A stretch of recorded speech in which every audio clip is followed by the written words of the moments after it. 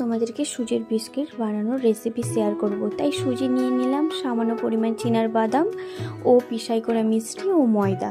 তারপর সুজিটাকে একটু গরম করে নেব কড়াইতে।